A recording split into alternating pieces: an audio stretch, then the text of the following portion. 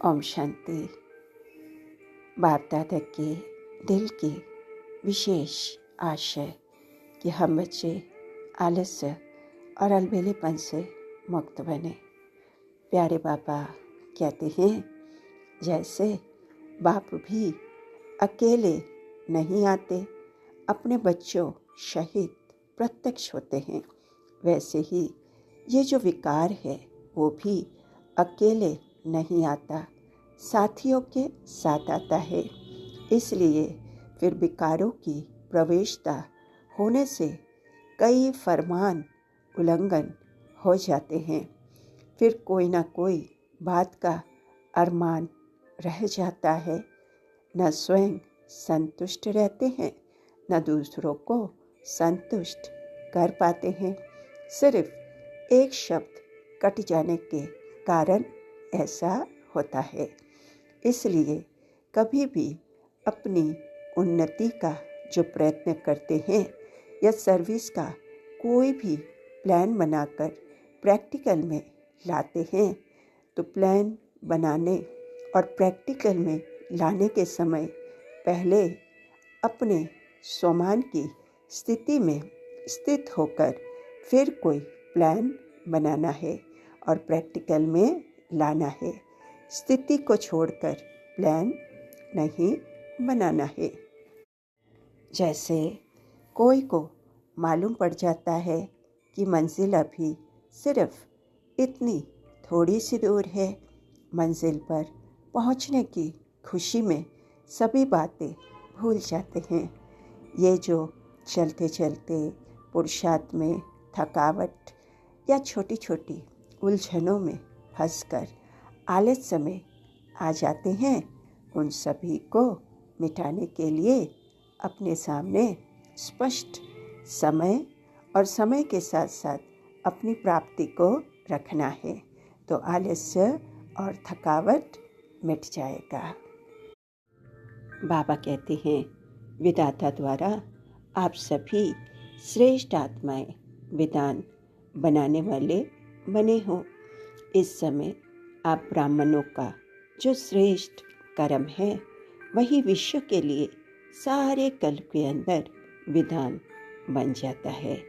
तो अपने को विधान के रचयिता समझ करके हर कर्म करना है।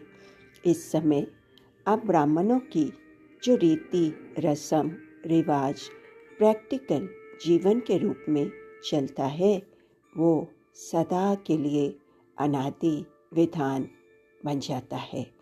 ऐसे समझकर हर कर्म करने से कभी भी अलबेलापन नहीं आएगा।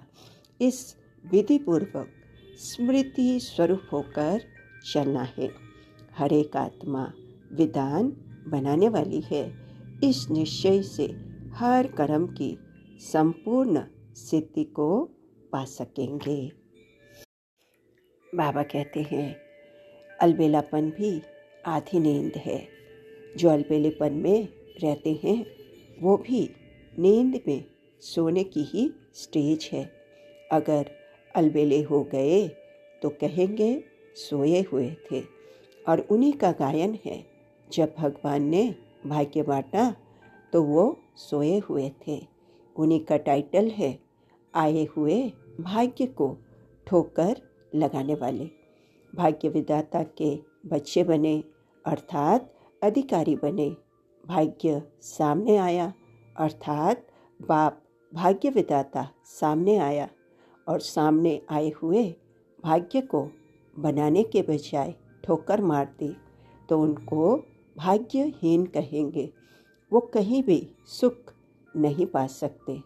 तो हमें अपनी तकदीर बनाना है।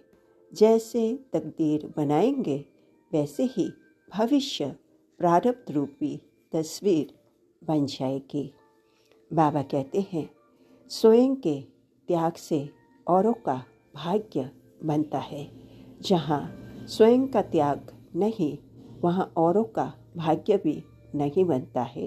बाप ने स्वयं का त्याग किया है, तभी तो हम जैसे अनेक आत्माओं का भाग्य बना। अब फिर से वही महादानी बनने के संस्कार वो सदा सर्व प्राप्ति होते हुए भी, सर्व साधन होते हुए भी साधनों में नहीं जाना है, साधना में रहना है।